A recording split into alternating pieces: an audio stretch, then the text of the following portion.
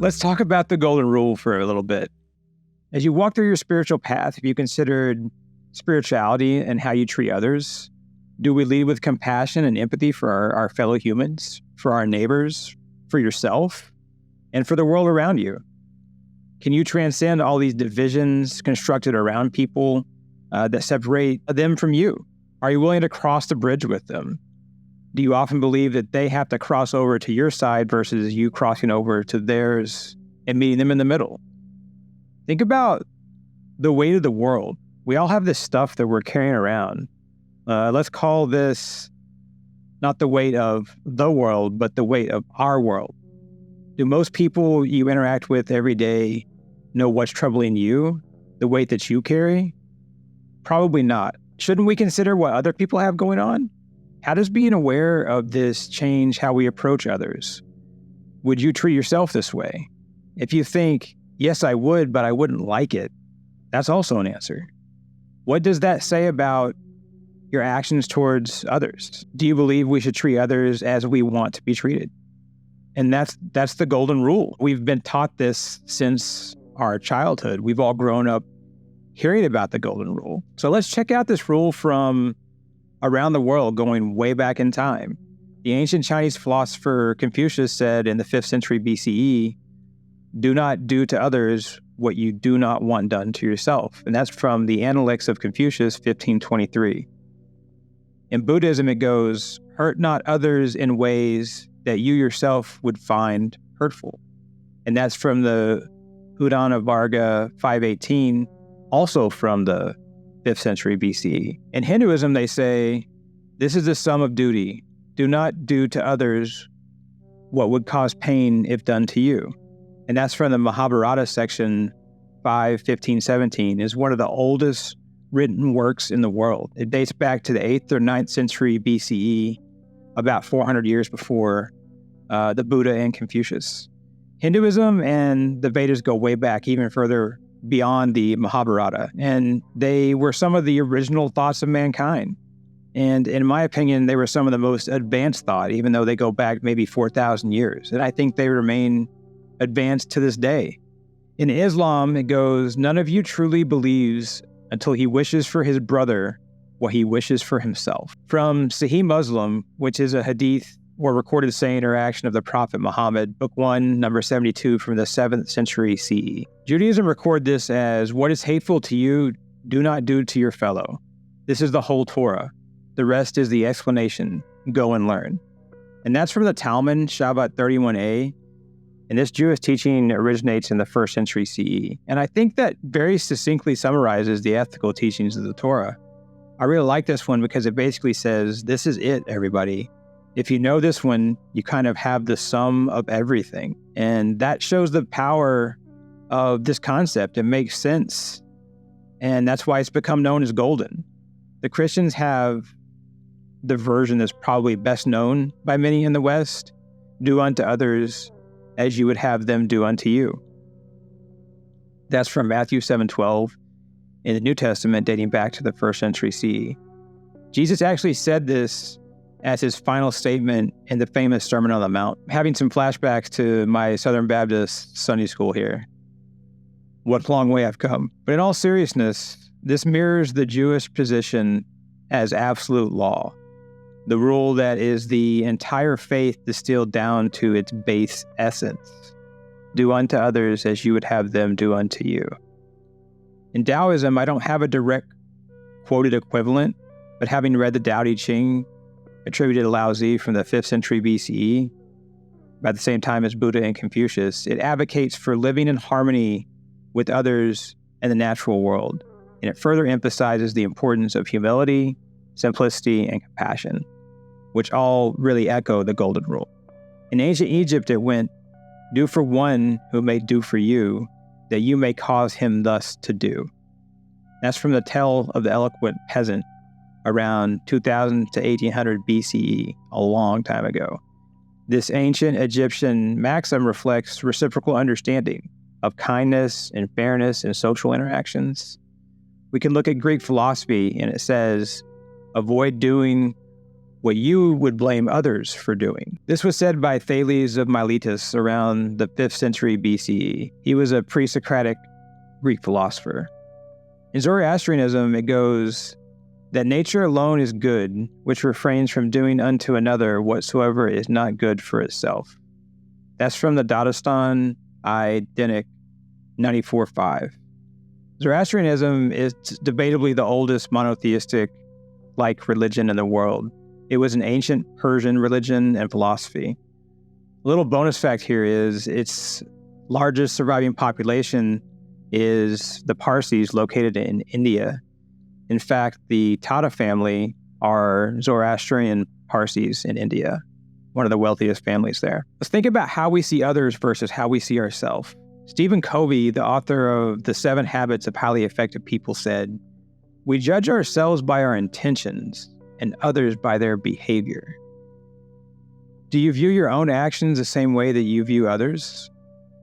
This can really end up as projection. Psychologically, we often project our own insecurities, flaws, and judgments onto others.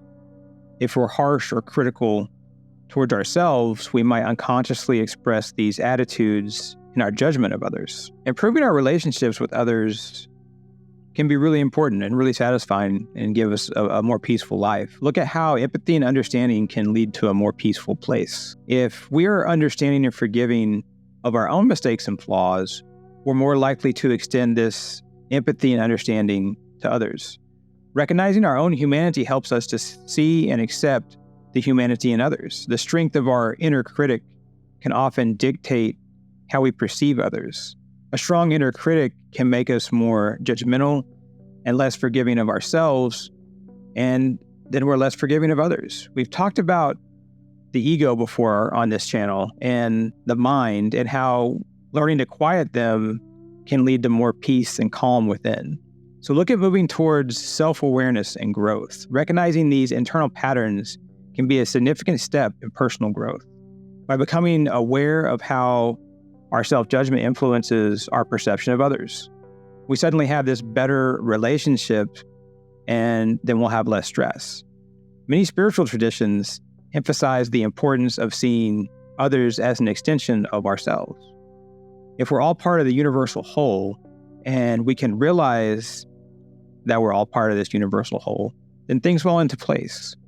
And practicing mindfulness can help in observing these patterns without immediately reacting. And this is a big part of what we're looking at here. Being reactionary is so severely self-limiting.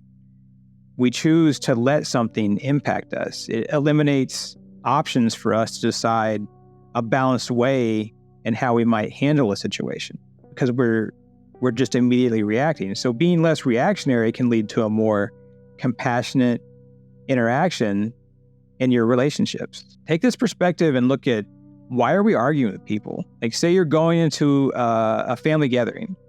Why are we arguing with family during the holidays? Do you care what they think? And if you do care what they think, why is that? And ask yourself, are you going to change the world by arguing with them? Better yet, are you going to even change them by arguing with them? What's your goal? Do you think you're going to change their mind? And what about arguing with strangers or even loved ones on the internet and social media? Where is this going to take you? And where's it going to take them? Where will it lead them? Does it lead you anywhere that you want to go, or you think that they will go? And so what's the alternative?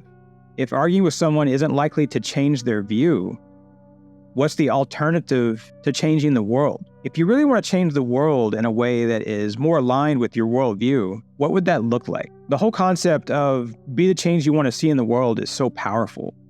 We have to look beyond the cliche and understand the depth of that idea. And maybe you think that that isn't an idea, it's just this dream or fantasy. But I'd say you'd be amazed at how many dreamers have seen their vision become a reality.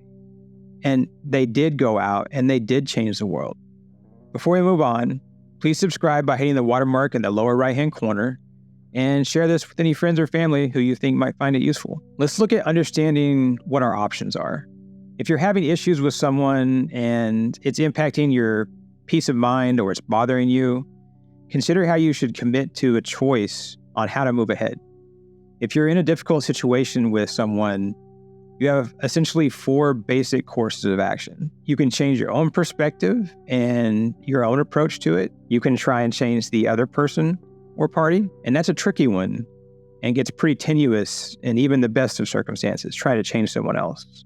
It's not an easy thing to do. So you can leave the situation or you can accept the situation. And those are really your options. You can think about those 4 options and decide what's the best way for me to move forward with someone. And look at why we are around people. Look at your beliefs and your view of the universe and the world. Are you flexible? And if not, why are you around people who don't align with your views? Or even if you are flexible, why would you be around people that are inflexible or who may have a narrow or potentially damaging worldview in your opinion? Think about why we're around these people. And what does science say about how we interact with others? Neuroscience and psychology can help explain how compassion and empathy affect the brain and mental health. When it comes to brain activation, studies have shown when individuals feel compassion or empathy, specific areas of the brain are activated that are associated with emotional processing. So we can actually see empathy and compassion happening in real time in the brain. And there are also these things called mirror neurons. And they're these specialized neurons that were discovered in the late 1990s. And they enable us to understand and mirror the emotions of others, playing a key role in empathy. They activate both when a person performs an action, but also when they observe the same action performed by another. And so those mirror neurons are significant both in how you act, but also with who you surround yourself with. So it works both ways. Engaging in compassionate acts of empathy or understanding can lead to reduction in stress-related responses. This is partially due to a release of oxytocin. It's a hormone that promotes social bonding and reduces stress and anxiety. Empathy enhances social bonding and cooperation. Understanding and sharing feelings of others can lead to a stronger, more positive relationship. That's known for being crucial for mental health and well-being. Practicing empathy and compassion can improve emotional regulation. Understanding others' emotions helps individuals better manage their own emotional responses. Acts of compassion are often associated with increased feelings of well-being. You're just going to feel better when you're being kinder. Helping others can trigger the reward centers in the brain. This leads to feelings of happiness, a phenomenon often referred to as the helper's high. It can actually reduce the risk of burnout. And caregivers and healthcare professionals practicing compassion in a balanced way can reduce the risk of empathy fatigue or burnout, while it still allows them to provide effective care to those who need it. We briefly touched on mindfulness earlier as far as not reacting and being more aware. And we know that mindfulness and related practices can enhance empathy and compassion. Regular meditation has shown to increase the density of gray matter in the brain regions that are linked to empathy, emotional regulation, and self-referential processing. Empathy can play a role in reducing prejudice and bias. By understanding and sharing the feelings of people from different backgrounds, psychologically, individuals can overcome barriers and reduce stereotypical thinking. There's evidence suggesting compassion and empathy can have positive effects on physical health. This includes lowering blood pressure and boosting the immune system, likely due to the reduced stress and increased social support. So reflect on these science-based benefits and then pair that with the spiritual understanding of how having improved communication and interaction will lead to a more centered and peaceful path for you. As we consider all the benefits to positive intentional interactions with others, ask why we do default to judgment. What pulls us towards the negative? Then just make sure you remain aware that there's another way. There's a better way to live that will bring us peace and keep us more centered. And that moves us to living a spiritual and present reality. Consider how much better your relationships would be if you were living with more empathy. You'd feel better mentally, physically, and spiritually. So take the time to love yourself, know your inner self, that self with a capital S, and fill yourself with loving kindness. And take that loving kindness and let the world around you feel it. Let it guide your actions and reactions to others. Slow it down and take your time. Know your center. Stay grounded. Feel the unity with your fellow humans. Understand that they're going through things. They're also carrying things around with them, just like you are. If we lead with compassion and kindness, you'll be more open to the universe, and that's where amazing things happen. How do you feel about interacting with others? How do you treat yourself? Does how you treat yourself or see yourself impact your relationship interactions? How can you use things in this discussion to be more centered and grounded? How will this guide you down your spiritual path?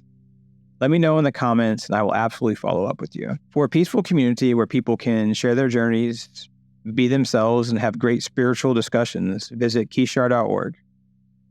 And like this video if you'd like us to keep making content just like this.